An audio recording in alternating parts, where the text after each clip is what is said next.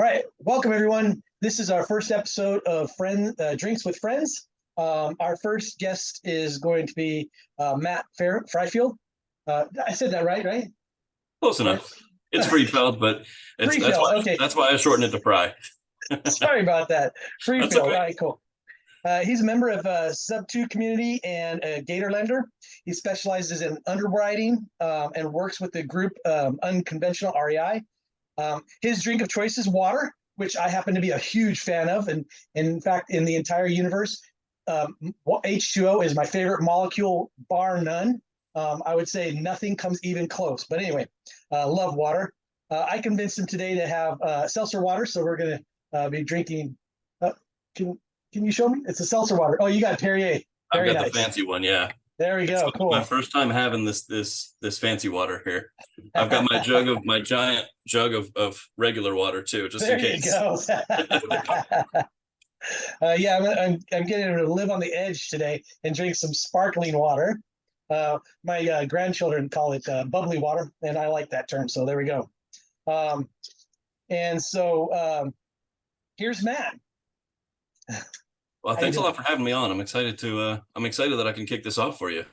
I'm looking forward to it. This is going to be fun. It's going to be fun. So, cheers to you, brother. Cheers. I don't have a fancy glass. I just have That's all right. All right. So, my first question to you is going to be this. So, where are you from and where do you live now? So I'm pretty boring. Born and raised in New Jersey, still here now. I left for a couple of years. I lived in PA for a couple of years and then I moved right back. So, all right. Right in central Jersey, kind of right outside of Princeton area. Nice. How do you like it there? Obviously you like it. Yeah, not really. No? I like the climate. It's a nice climate. We get all 4 seasons, which is nice. We have, we don't get too hot in the summertime, which is nice. The highest we get is kind of like hundreds. We don't really get too much higher than that. So I'm definitely happy about that. Nice. But yeah, that's pretty much the extent of what I like about Jersey. Other than that, it's just expensive. It's so expensive to be here.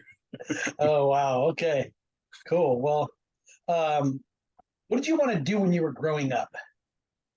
So my entire life, even up until I'd say like 5 years ago or so, I wanted to be a veterinarian.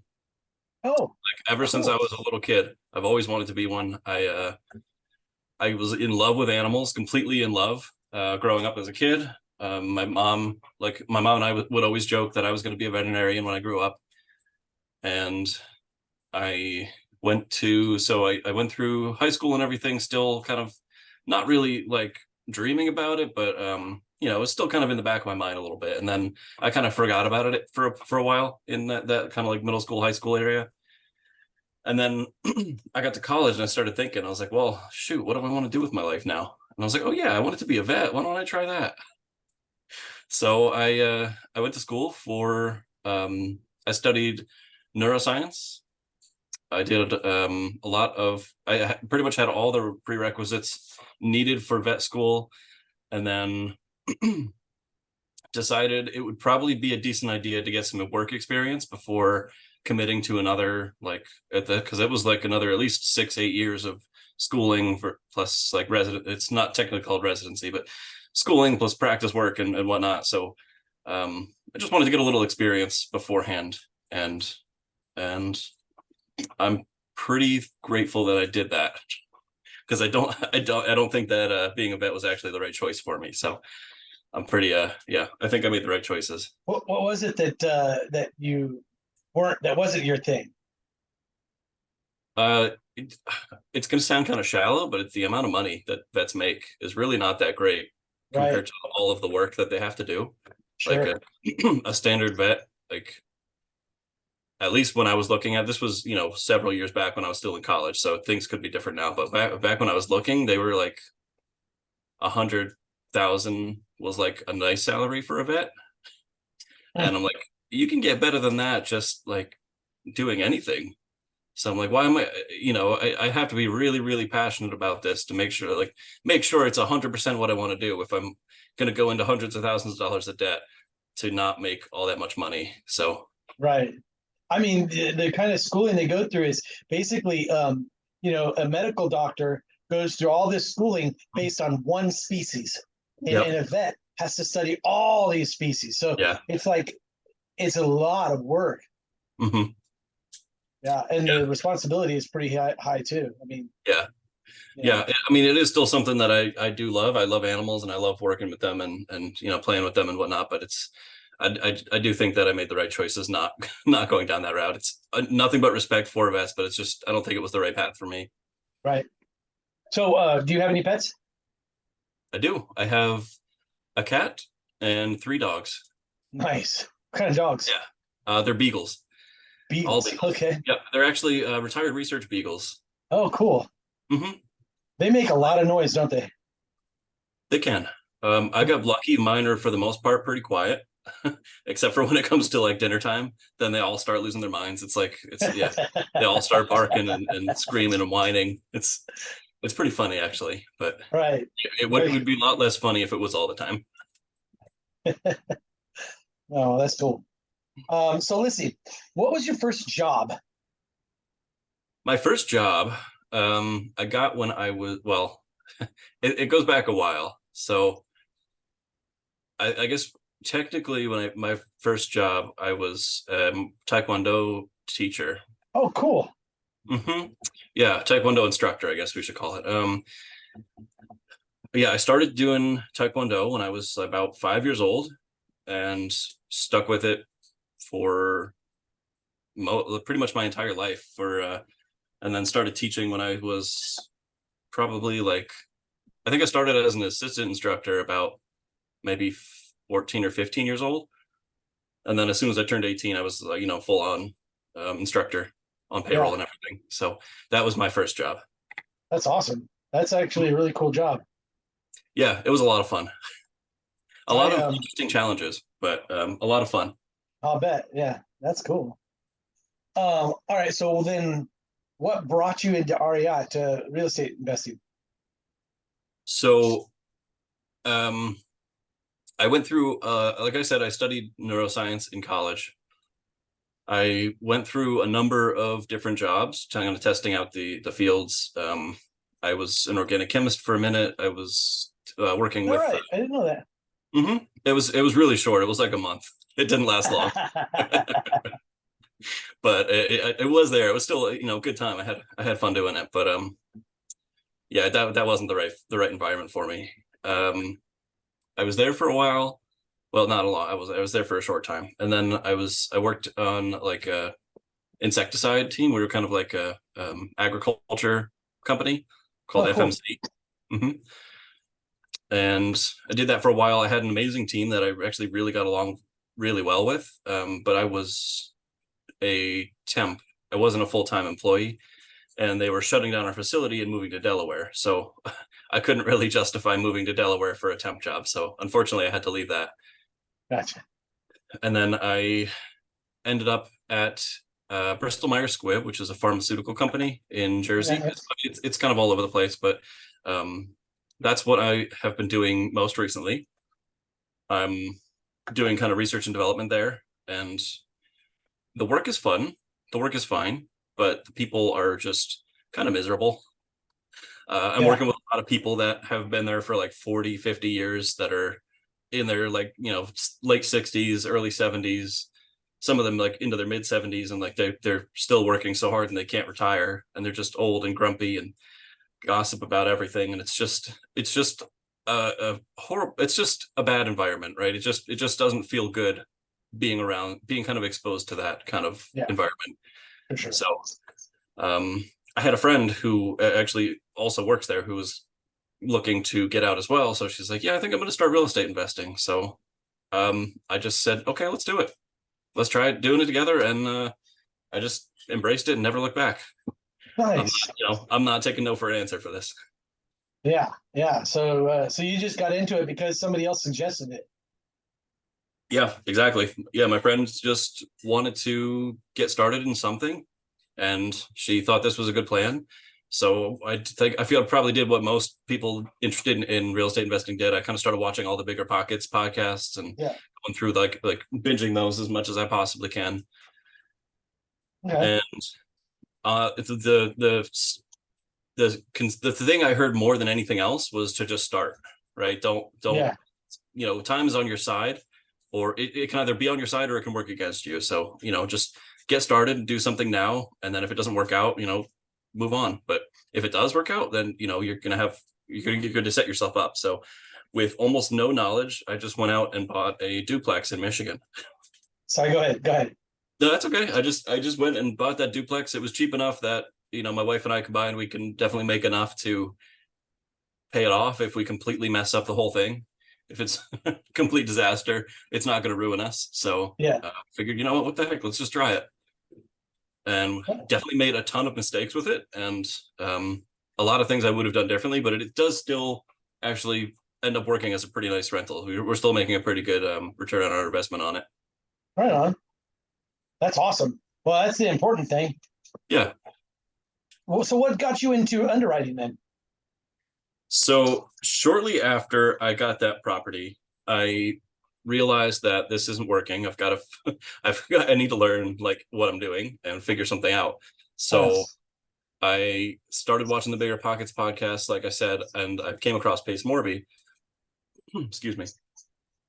And I really liked what he was talking about with like sub two and seller finance and low money down and things like that. Actually being able to like help people out of the situations, because to me that's an important thing to me as well, as being able to help people, not just Right. being like when people think real estate investors, people think like slumlords, like you're just having trash units and attracting tenants and having ridiculously high rents that people can't afford, and you're just taking advantage of people. But Sure. what's more important to me is like actually being able to provide value to people and being able to help them. So I kind of really aligned with what he was talking about and joined up with his sub two mentorship, and Yeah. never looked back. Honestly, I spent probably the first 3 or 4 months. I won't say it was wasted time. It wasn't. It was very valuable, but I was working on the wrong things. I kind of started where everyone I feel like does, started making calls, trying to call sellers, call agents, do that type of thing. And I found out very quickly that that was not my strong suit. So I actually had a meeting. I'm in a mindset coaching class with Marlon Johnson. If anybody doesn't know who that is, you should. He's also known as Mindset Marlon. And he kind of like pulled me aside one day in one of our meetings, and he was like, "Matt, do you like what you're doing with this real estate?" I was like, "Honestly, no, I hate it." Yeah. I was like, "I hate every minute of it. Like, I'm finding any reason to not make these calls. Like, it's Sunday or it's raining outside. Nobody's going to answer the phone, or Right. pretty much anything. Yeah, pretty much any excuse you could think of to not make the calls because I hated it." And so he's like, "What do you like to do?" So I was like, honestly, I don't really know. I was like, I kind of like playing with numbers. I mean, I've always had a strong scientific background. I just spent a lot of time like working with spreadsheets and playing with numbers in college. And so I might be interested in something like that. And he was like, dude, can I tell you how many people absolutely hate underwriting? He was like, if you start marketing yourself as an underwriter, don't lie to anybody. Don't tell them that you're the best underwriter or anything. Just go in and tell them that you're interested in underwriting. You're still new, but you're going to learn. You're going to learn pretty quickly. And just try that and see how quickly you find results. So I just took his advice. Honestly, at that point, I'd underwritten maybe like one deal, and it wasn't good. Like I didn't do a good job of underwriting it. So I had basically no experience. But I just kind of committed myself at that point to fully immerse myself in underwriting, being the best that I possibly could, and advertising it, telling people like, hey, this is me, this is who I am, this is what I'm doing, this is what I want to do. Right. And then the very next week, after I had that conversation with Marlon, I found Bryce from Unconventional REI. And we just got to talking. He was like, I'm starting up a team. It's I've got big vision. He was going into his whole big vision spiel about like, I mean, I have no doubt in my mind this is going to be everything he says it is, but he's got huge visions. And I'm like, dude, I can't, I don't have that kind of vision. Like Yeah. he's a visionary through and through. I just don't have that. But, we got to talking, and, I really aligned with what he was talking about in terms of what he wants to do. He's also looking to help people. He's looking to kind of change the world and leave a positive impact in the world. And I really aligned with that. And he just so happened to be looking for an underwriter. So I just threw it out there. I was like, I'm new to underwriting. I don't really know what I'm doing yet, but I would, I'd love to take a shot at underwriting with you guys and Mhm. try to help you out as best I can. And then honestly, it's just been nothing but great after ever since then. Yeah, well, you do a great job. Thank I've you. had the pleasure of seeing your underwriting and multiple times, many times, and you do a fantastic job. Really appreciate the work you do. Thank you.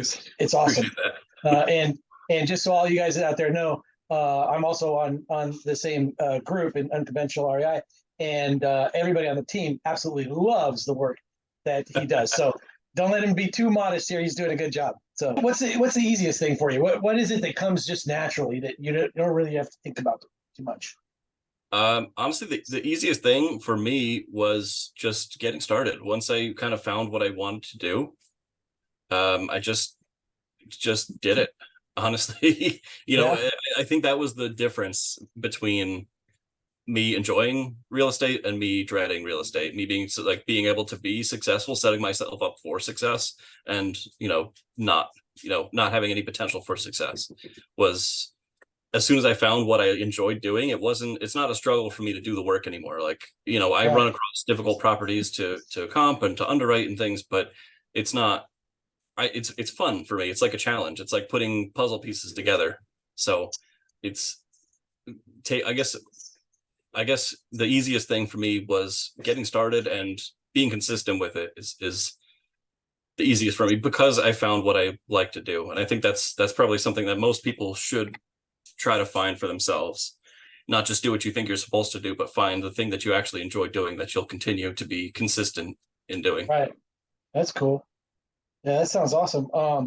I tell you what, my wife and I, we were watching some of your underwriting videos that you made, and one of the things that I found really interesting is how you can go through those pictures of these houses online. You just zoom right through, and it's like, whoa, let me go back a bit. What was that? Because you talk about them really quickly. You can look. It seems like you can look at them and just know in a heartbeat what that's worth, and that kind of blows my mind. Very cool. Yeah, and then that's just repetition. I've done probably thousands of underwrites at this point, so it's just kind of repetition of doing them over and over again. You kind of just get used to what things should cost. What typically, if you what things should cost and how the neighborhoods can affect those costs. It definitely gets a lot easier. It gets easy to go a lot Yeah. quicker once you do a lot of repetition. So what advice do you have for beginners that want to get into underwriting? Yeah. So in terms of underwriting, I would say the most important thing you can do is get solid at your comps. If you don't have solid comps, you don't have a solid underwrite, right? That can make or break a deal. That does make or break a deal if you're not accurate on what the ARV is going to be, the after repair value. Yeah. If you're too, this is something I see pretty often, is I see people kind of going too high, or people going too low, because if you go too high, you expect you're going to get more value for the property than you actually are. You essentially want to try to be in the mind of the appraiser. Like, what's the appraiser going to be looking at? How are they going to value the property once all the renovations are done? And, not every time is that going to be best case scenario, right? So you've got to kind of be a little more realistic about, like, sometimes they're having a bad day, sometimes they're having a great day, sometimes they got cut off in traffic and they're just really upset this day, so they're not, they might not value the property the same. So you want to try to be conservative with your ARVs. Don't shoot for the stars, come up with a number that you want to hit, but then come up with another more realistic number that if someone did just have a bad day, they might say, you know what, this doesn't look good, I'm going to ding this. Or budget for a lower ARV and hope for a higher ARV. Because if the deal can work at, let's just say 250, and then the appraisal comes in at 300, then you've just made an extra $50,000 in there. Like, but if you budgeted for it to appraise at 300 and it only appraises for 250, now you're in the red 50,000, which is that can really hurt. Yeah, that could kill a deal. Absolutely. Yeah. Yeah. Okay, so you've done thousands of underwrites, right? So it probably many different markets. What do you think about the market right now and what it's doing nationwide? Let's just say nationwide, not worldwide, because obviously that's too much. Yeah. I don't really do anything outside of the U.S., so that's good. We're sticking to nationwide. But yeah, I've underwritten not every single state, but I've underwritten most states at this point. There's still a couple that I've actually never come across, but what I'm noticing almost everywhere, and again, this, the asterisk, almost everywhere, because there are some places that are still doing really well, but a lot of the markets are still declining. Like the things are not the same that they were last year. They're not the same that they were even 6 months ago. So it kind of ties back into what I was saying before about finding accurate comps. You really, especially in today's like environment, the economy and what's going on right now, you want to find the most recent comps that you possibly can, right? So the typical advice is to stay within 90 days. But honestly, sometimes you really have to pay attention to what the market's doing, because I've run into this a number of times where, 90 days, even 60 days ago, things were selling for 300, maybe 310, 315. But if you look at the things that sold this past month, the things that are actively on the market, they've been sitting at those same prices. They've been sitting on the market for 60, 90 days. So clearly it tells you that the market's not justifying the price anymore. It tells you that even though the math adds up that this should be the ARV, it doesn't necessarily mean it's accurate. Right. So it's important to be realistic and just be very aware of, kind of look for the patterns. That's honestly the name of the game here. Is just being able to identify the patterns and, making observations on the patterns, trying not to impart my own judgment into it, just being objective. But yeah, what I've been seeing is that most markets are still in a decline. Properties aren't appraising for as high as they used to, and it doesn't look like there's really going to be much change to that in the next few months. Right on. Okay. Well, I guess we're going to find out, aren't we? Certainly are. For sure. So you see a lot of houses, like you see the pictures on Zillow or whatever, all the different formats, and you see what's selling. Do you see any trends that are changing over, like for instance, I know you've said before that I think you said composite floors or something, or laminate floors are better than other things. Do you see trends like that changing? Certain types of appliances are making the houses sell for more or whatever. What do you see? Yeah. I mean, so yeah, there's a ton of little things that make a big difference that people don't really consider. Big things like, the flooring, the paint. I mean, typically for 2023 standards right now, we're looking at, you want to have like a nice neutral wall color, kind of like a white or like a gray kind of color. Same with the laminate flooring. Laminate is kind of like the best of there is, for especially for investment properties, for rentals. Other things, like smaller things that are people don't really consider, things like the backsplash in the kitchen. If having a nice backsplash can add a lot of value, because especially what the things you really want to pay attention to when you're looking at a property are the kitchen and the bathrooms. Those are two of the main places that people spend a lot of time in. And so those ones you really want to make sure are kind of as nice as you can get them. So if you're looking at a property with a really nice backsplash and you're looking at one without one, you're probably going to lose a little bit off of the ARV based on that. You know, and it's something, it's little things like that that Such a aren't going small to make thing. a, Yeah. yeah, aren't going to make a huge difference to most people, but they do when it comes to actual getting appraisals done.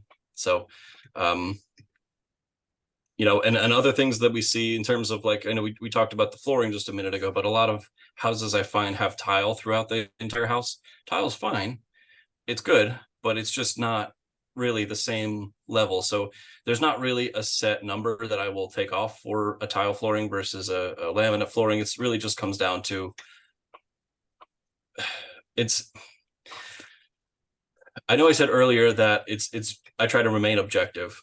But the comping and coming up with, you know, underwriting is really more of an art style than it is a science. You know, as much I have a very strong science background, like I mentioned before, but as much as I would really love this to be a science, like, you know, this plus this equals, you know, renovated property. It's just, there's so many variables and there's so many things that change that it's impossible to really keep track of everything. So it really comes down to just getting the experience in and see, you know, seeing for yourself what is actually selling for higher. Right on. So just like the Pace says all the time, just get in there and be active, get stuff Exactly. done, make mistakes, get better. Right? Exactly. Cool. Well, hey man, this has been an awesome interview. I really appreciate you talking with me. And it looks like I'm running out of time here, so I've got to get off. But thanks again, and everybody, check out Matt. He's awesome.